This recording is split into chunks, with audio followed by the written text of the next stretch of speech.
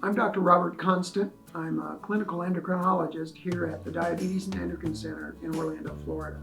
The issues that we most commonly think about that lead us to a diagnosis or at least a concern about thyroid cancer is when somebody has a nodule that is distinct or different, maybe from other nodules that are in the gland, or has some type of unusual characteristic on thyroid ultrasound that makes us think that it could actually represent a malignancy or a thyroid cancer rather than a benign thyroid nodule. So we will take great care to evaluate the patient both with blood tests and also thyroid ultrasound testing to try to determine if their nodules have any of these characteristics that would lead us to think that they could have a thyroid cancer. If they do have those characteristics, we will normally recommend that the patient then undergo what's called a fine needle aspiration biopsy of the thyroid gland. The fine needle aspiration biopsy is actually a relatively simple test.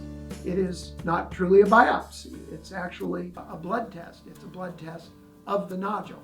The way that test is typically done is the patient is sent back to have an ultrasound test, and specifically the nodule is interrogated by the ultrasound. It's localized, and there's a doctor there who basically puts a small needle, just like the needle that we usually use to draw blood.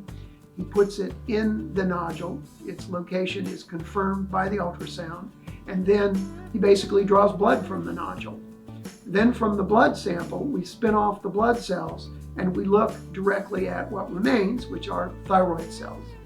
And those thyroid cells are not specifically like a biopsy. That is, you don't actually see the architecture of a thyroid with that particular kind of procedure. You'd actually have to do a large core needle to get an actual architecture of the thyroid, and that is not typically done. Rather, what you get is just a bunch of loose thyroid cells, but you can look at those thyroid cells under a microscope and you can get a pretty good idea as to whether or not they look like benign thyroid cells or they have characteristics that suggest that they're malignant thyroid cells. So based on that test, that is the best reasonably non-invasive test that we can do that actually helps us decide whether or not a patient who has a specific nodule for which we're concerned, whether or not that patient should proceed to surgery or whether or not that nodule could actually be safely observed.